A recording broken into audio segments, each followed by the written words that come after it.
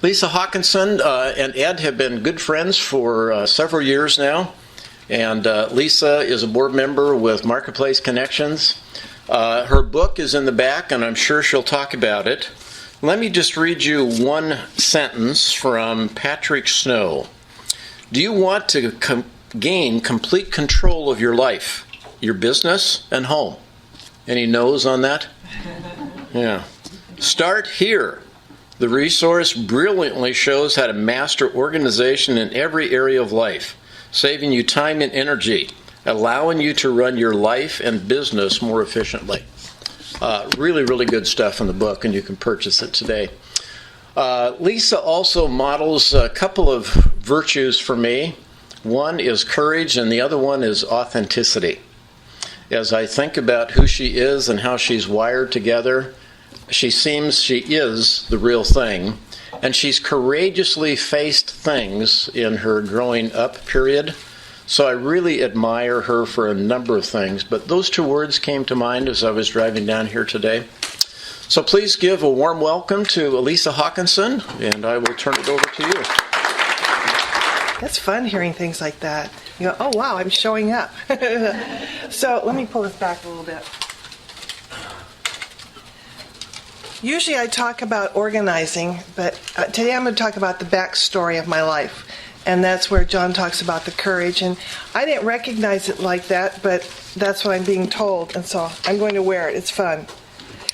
I heard many years ago that courage is like hold somebody that hard. It's not just a nice little handshake, but it's hanging on. That was a good word. I like word pictures, and that was good for me. So I love to speak in this area of encouraging women and men, okay? And I'm going to be very real with you today, and we're going to have fun too. So my 33-year-old son gave me a Mother's Day card last year that really delighted my heart. He said, "You amaze me at how you continue to grow and love and encourage others. God is very happy with who you are and who you will still become." And that's the truth. I am still becoming. I am not done yet. I thought by 50 I'd be done. I had no idea there was more unfolding to happen. And I'm really not that excited about what else might be there. But I've gone through so much. It's like, okay, I can do this some more. It just takes a little more courage. So, God has a plan for our life. And we have our own plan, but He has His own. And we go through dips and valleys and crevasses, and it's just really exciting. When you get to my age, you can look back and go, holy cow, I'm at a different pinnacle. I can have a different perspective of life, and it really helps. So you young ones know that you're going to have a perspective of your life eventually that will start answering some of those questions. So as a young 24-year-old, I was working at medical records at a hospital in California, and I was near a woman whose husband had just been diagnosed with terminal cancer. He was 29.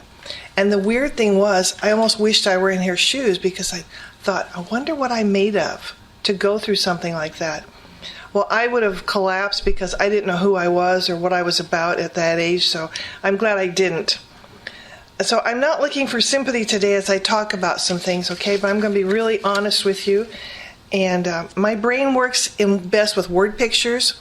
And so my PowerPoint is home, so we're all going to have to use our brains for this. So I'm thinking of the wonderful thing we learned about in 4th grade, metamorphosis. I just love that picture of a caterpillar turning into a butterfly. And the more I researched that, the more exciting it got, and the more better. And the better it really explains what's happened in my life. So, as you know, the caterpillar has segments in its body, and it has legs on those segments. Well, I'm 67, so I have a lot of segments and a lot of stuff. So I've kind of broken it up like that. About 4 years ago, I attended a Reignite event. I thought Dick and Leona might be here today. It's a wonderful event. I was part of the beta group in that to see what worked and what didn't work and what they'd like to change. But it really hit me. It was my time to be there. So it was for people over 50 whose children had left home. It's like, now what do I do in life? What is my purpose? Or do I just clock more hours on the TV? Okay? And I was really searching for who I was at the time and wanted to know more about me. And I was criticized for that throughout my life, which is strange. Isn't that fun? That's my phone clicking. Thank you, Ed. So at this retreat in our workbook, we had segments of our life, like 0 to 12, then 12 to 18, and just broke it down like that. And then they had an unexplained gap between 55 and 75.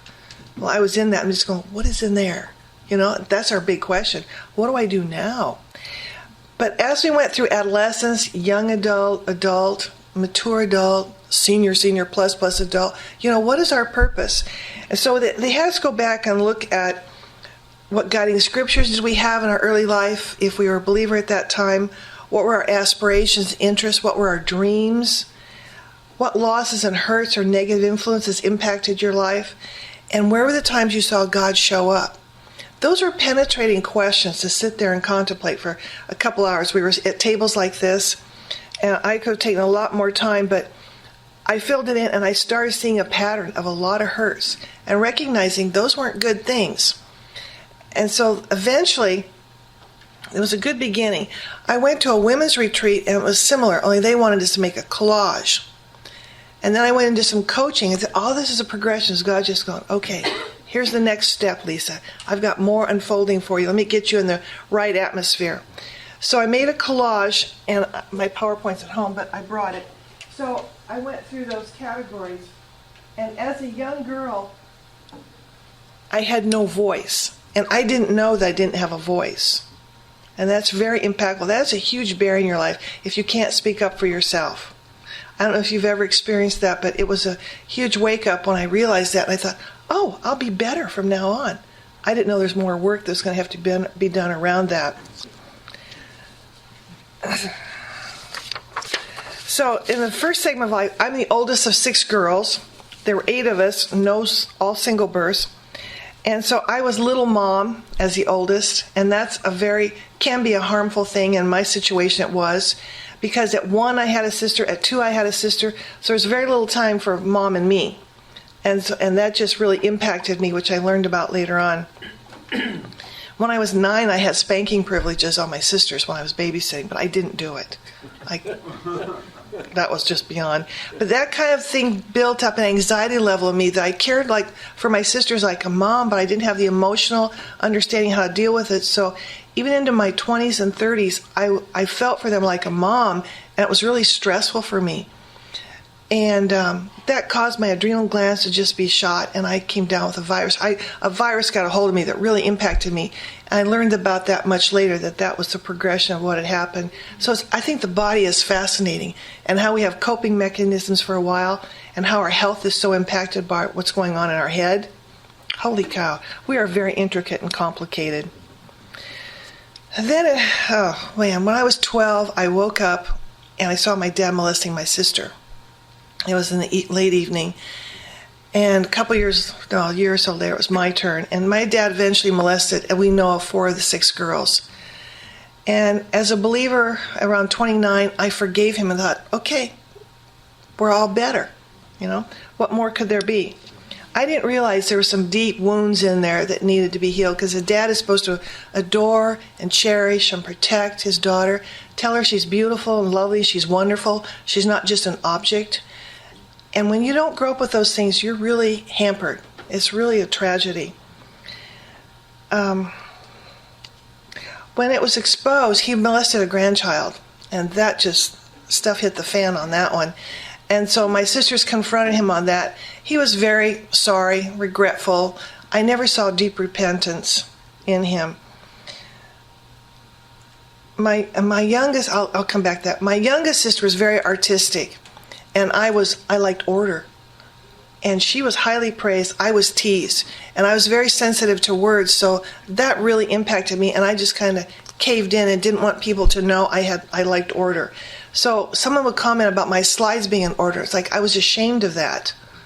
That's weird. And to make my mom happy, when she would go off and I think she demoed food in the grocery store for a while, I had the girls organize their closets and clean up, because then that'd make her happy when she got home. But anyhow, so that teasing really impacted me. When I was 38, I was in a women's group, and the woman was talking about how great order is, being orderly. And I went, oh my gosh, I can do that. Okay, so I became proud of it. It was really helpful in my family. My son was ADHD, and then we learned my husband was ADD, and with my sense of order, we just hummed as a family, and with great humor, and we didn't chew each other out for it, but I'll tell you one story that I did, too. So I told my kids they couldn't put the keys on the countertop in the kitchen. This comes out of my organizing talks. And I said, and I will hide them if you put them there. You have a drawer. I made sure they each had a drawer for their stuff. And so one day he was just irate that his keys were missing, and he knew it was in the room and he's going to have to find it. Then another time he had a Letterman jacket, and those are expensive, and we split it with him. And he plopped it on the chair in the family room. So I went, okay, this is not going to be good. I don't want to yell the rest of my life. So I bought him one of those expensive hangers with the extra bulby ends on it. And so when he came home, he saw the jacket sprawled out on the floor, living room, family room, kitchen, all collided. He had to step over the jacket. He was irate. And I just, with a smile on my face, if it was on that new hanger in the closet, it wouldn't be on the floor. He never did it again. So it was fun. He wouldn't always say it was fun, but we dealt with it. So my two boys, I had two boys after 5 years of infertility, so they were really cherished. I just adore them. They're 33 and 31 now. And going to a new church when they were junior high and high school, I became a youth leader in my mid-40s. So I did overnights. I did all-nighters. I camped on the ground. And I mentored the girls, and I still have a good relationship with several of them on into their early 30s. It's really delightful. I never thought about them being moms, and here they are, moms themselves. I passed them the clothes I made for my boys on to their children because my boys didn't want them. They were two 80s. Cracked me up. So another segment got really tricky. I was approaching 50, and I would say to someone who's about 50, so how does it feel? Oh, it feels awful. We got this. So I go, okay, Lisa, just put up with it. Well, it turns out I was coming down with a virus, and that virus threw me in bed for 2 years. It was too challenging to stand up and use to peel a carrot. I couldn't carry a glass. It was too heavy. And if anybody touched me with the hair on their arms, it felt like one of those brass bristle brushes. It was awful.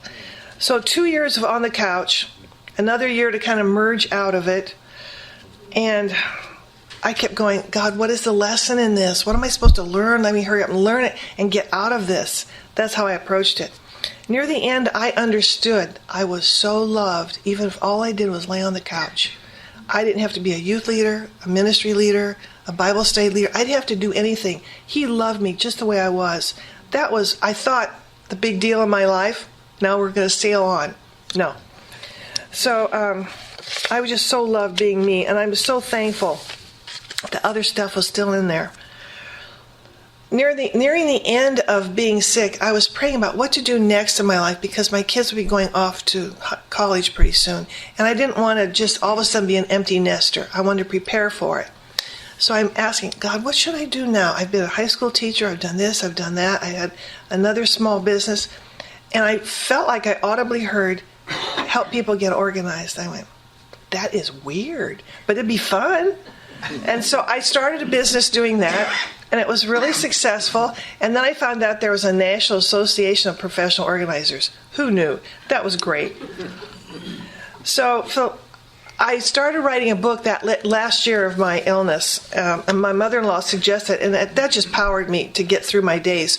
I still couldn't sit upright, so I was reclined, and I used a yellow pad because we didn't have laptop computers back then. So in today's terms, I downloaded my brain and how I did things in my family. I've revised it over the years working with people, but my very first client, I got a look at her place, and pretty early on I said, do you use Band-Aids? Does that tell you what it was like in there? And she said, no, I'm not that bad. So, okay. And I think she ended up having me come a lot just because she was afraid to go out in public, and so I was somebody that would come in and she could trust. So we had a good relationship. I worked with her a long time. I learned a lot from her, but I put my book away. I went, there is no way she's going to read something like this and be able to succeed. So you would think by now I was cooked, right? I'm approaching 58, thinking things are good. And my husband and I were going to throw in a new kink in our life. We were going to set sail for Central America and South America, committed to 1 to 2 years, then we would decide if we would go around the world. So he had one last big event before we moved. We bought a boat in Mexico, brought it up north. It was really good. And went to his 40-year high school reunion, and he had a seizure. Turned out he had primary brain cancer, inoperable. He died in 5.5 months. This is a biggie in life, you guys. It's huge. 2.5 years after he passed away, I married Ed. Precious Ed. Friends introduced us, and he was also a widow. His wife had passed away of cancer, so we had that in common. He was a sailor, different parts of the Pacific and the Atlantic, but we were both sailors. We were engaged on a sailing trip in the San Juans. That was really fun. But it really left me in a pickle because here I was married. I should be happy, but I wasn't. And it wasn't Ed's problem. I was like, what is this deal? And I understand now I just hadn't passed all the way through grieving, or there's just more work to be done. But I felt like I was supposed to radically trust God and marry Ed. And he has really bared up through all this. I remember one night I was reading a book and said, you know what? I said it wrong. I said, you married a cocoon. What I should have said is you married a caterpillar has just gone into a cocoon. And but I said, I will be a butterfly someday. I had no idea what I was saying at the time, but the process has started. So we've gone through a bunch of segments in my life and the barriers and the wounds. So in my coaching, I discovered there's things in your life when you are not loved and you feel rejected. So I was conceived, I was conceived when my parents were not married yet, back in 1948. That's a very shameful thing. And so it was this big secret, and I was just a child of shame. And my sisters acknowledged that they recognized that in my family, the way they treated me. I think I was an embarrassment, a reminder to them.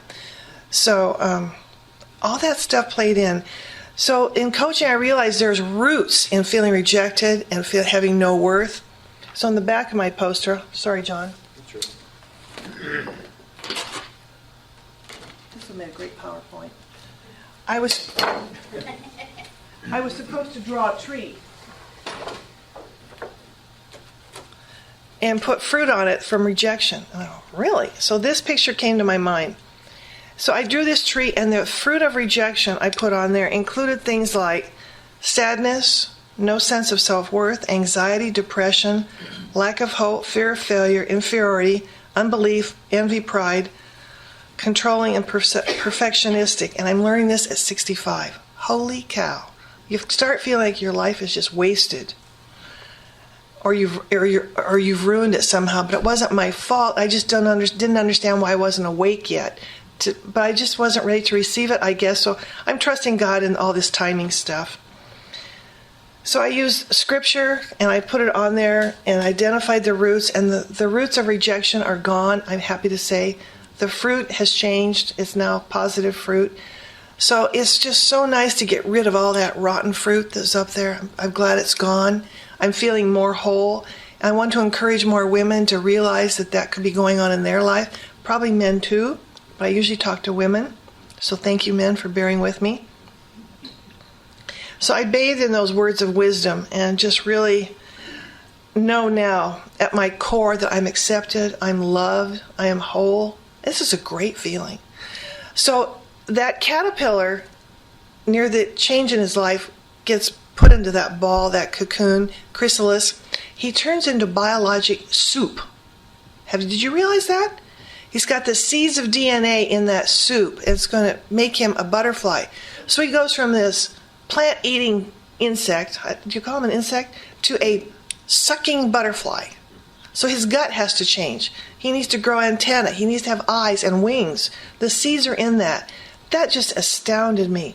So that's how I feel like what I've gone through is I've gone into this emotional soup, and I'm coming out the other side.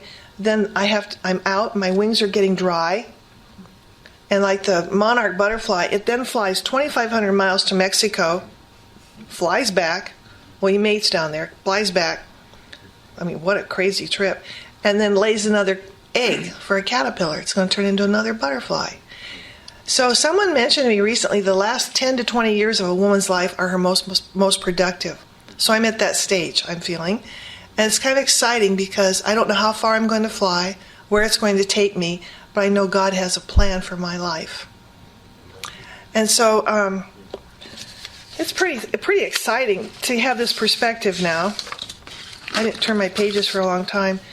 So in Zechariah 3:29, it talks about being blessed so you can bless others. So I feel like I've been really blessed with this knowledge, and it's amazing when I'm at events, women will come up, and just their demeanor tells me they don't feel like they have any self-worth. And I mention a couple words, and they are right there telling me the honest truth of what's going on in their life. And it kind of surprises me how that happens. And so helping people get organized is a transformation of kind of what's going on in the head and heart at times. And so I can teach them a system on how to get organized, and they can capture more time in their life. So if I'm saving 10 minutes a day, that's 60 more hours a year. That's really cool. So I like people to think about being intentional about their time because it's valuable. It's limited what we have. I recognize mine is limited. We don't know how much, do we? So we want to make the most of every day and contribute. That's my core values, contribution. So I want to contribute to a lot of people and really have fun teaching people how to get organized. When the opportunity presents itself, speak to women's groups. So if you know of any women's groups, I'd love to do that. When I've spoken with a women's group in Maltby on organizing, this one woman near the very end stood, she goes, I have a barn. And they all got it right away. They go, okay, we're downsizing. We're going to do what Lisa said. And all the money was donated to the women's ministry. It was so cool. So I put some sheets on your table, and I have a group, and it's called being a smooth organizer. And that does not mean being perfect. It just means knowing how to do it, getting to it, going through your whole house, seeing what you have, what you don't need anymore, what you're not using, and who can you bless. I just want to bless out every thrift store with all the stuff we're storing and lugging around with us. And people get excited when they feel that freedom. And I've had people ask me, should we move? I'm going, God, that is too big a question for me. Let's look around. So I might find 4 closets of suits. The person has retired and don't need them. So just by pointing that out, they find more room. They go, we don't need to move. Now we can have Mother come live with us. I mean, it's been pretty fun. Maybe that's not your goal.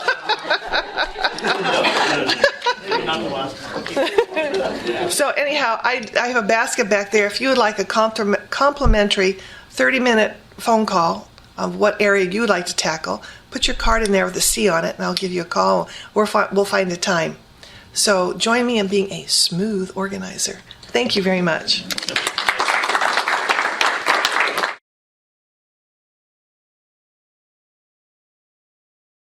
You've probably heard the analogy with that butterfly illustration that where somebody feels badly for the butterfly, so they snip it. Oh, and yeah. speed it up. Does Yeah. that fit into your story, or does that? Yeah, obviously, because there are a few times in my life people have mentioned something, oh, that's not me. I wasn't ready. I was at a Christian bookstore in Bothell making copies, and there was a book there, and it was on like a support group for sexual problems and parents of alcoholism, and I was leafing through it. I went, God, that kind of sounds like me having been molested. And so I copied 3 pages, which was quite wrong. And I took it home and I showed it to my husband. I said, does this sound like me? He goes, yeah, I think so. And I went, oh man, there's stuff in there that I didn't know about. But yeah, it's God's timing. But I think you have to have a heart to be willing to look and to do the work to do it. It's not super easy. It's not a bawling, crying, shouting fest of hatred. At least that wasn't for me. But I moved out of it. There was more forgiveness that had to be given. But yeah, good question. What do you think are some of the common barriers of people getting organized? I think we attach our emotions to stuff. So my mom gave me this, my aunt gave me that, and my daughter gave me this. I can't ever give it away. So we Like just Seahawks jerseys or something like that? Or I have found men bring home these mega tumblers from the football games, and their wives cram them in the cabinet. And I'm going, what for? How often you pull them out and reuse them. So it's just helping people to realize you have to think, do I need that stuff? Do I use it? And do I have room for it? So that need and use is really important. And then I help people on how do you move it along. And I really stress blessing other people with that stuff. So I've been in homes and I say, how many people live here? You have so many sheets. Like, holy cow. How many sheets does a bed need? And so I often ask people that. So groups will come up. So they go 3. 1 on the bed, 1 in the laundry, 1 ready to go. So I've always lived with a wash it and put it back on the same day. But, it just depends on your lifestyle too, and how much you want to pack around. So think about when you moved away from home the very first time. What did you leave in? Did you have a 5x8 U-Haul, or did you put it in your car? What if you moved today? What would it take? A semi? We Americans we were going to tell people we're from the land of stuff when we sailed, because we have so much stuff. The average home has about 300,000 things. You count it all up. And so it's, and then there's certain rules, like the countertop is not your landing zone. This belongs to me. You can't just pile it up. So I found the key to that was a little dresser. And several people have done this. Did that hit home, John? Mm-hmm. Okay. So we had a little, from Scan Design, a little dresser with a side table with 6 drawers. Each boy had a drawer. My husband had a drawer. I had a drawer. We had a community drawer of telephone books. So that drawer was theirs to put their keys, their sunglasses, their gums, their gum, the ticket, whatever in there. And it didn't have to land anywhere. And I never had to tell them, get in there and clean that out. They knew they couldn't get it shut. So they would dump it out on the towel in front of the TV and sort and toss. It just worked out well. Then in the laundry room, this is really fun. I had a small dresser in there. The bottom drawer was for the socks. So the 3 guys wore the same bag of Costco socks, crew socks. And so I bought 2 new packs, loaded up the drawer, so they all just wash or dryer in the drawer. I didn't have to pair them. They didn't have to go upstairs. It just made good sense. So I've told that a few times. The families have done that. And they penalize their kids when they hoard the socks in their room, like they're holding back on everybody else's allotment. Then I had the sport clothes in another drawer. So if it was basketball season, the clothes got dirty during practice, washed, dried, in the sport drawer. So we didn't have to worry about things getting lost on the way upstairs or having it timed just right. That really helped. Then the top drawer was for the blood injuries, so we didn't have to go upstairs to the medicine cabinet. So we could just walk in, and that worked well when you have boys. Broken bones. Yeah, we set bones there and everything. So when the socks got really ratty, I'd put a black permanent marker on the end and say, okay, guys, wear these when you go play in the woods, or send them off to camp with near the end socks. Just say, just burn them, leave them somewhere, don't bring them home. So that worked. So it's having a system. And so when I went to a psychologist with my son, he was going into the Marines. I wanted him to understand more about having ADHD and how to cope with it. And the psychologist was so kind to me. He says, you guys have done such a good job with him. He says, the only thing better would have been a military school or a Catholic school. So it's the rigidity, the routine. So it's just setting up those things in the family that really work. So, where do you put your keys when you walk in the door? Ed has found my keys in odd places at times because I am not perfect. I'm very normal. But in general, I know where my keys go. I worked with one man. He was ADHD. I worked with a lot of those folks. He was going to be fired in 90 days if he didn't get his life in order. And he had it was an engineering position. They'd taken away all his support staff. He couldn't handle it all. So we had to come up with a system for him to deal with it. And I've been in homes where there's not one clear surface in the kitchen. The blender's in 4 different places. It's like a scavenger hunt if you want to make a smoothie. So it's just having the right place for everything that you need and use. Lisa. Yeah. I have a question. Your house is perfect. I'm curious.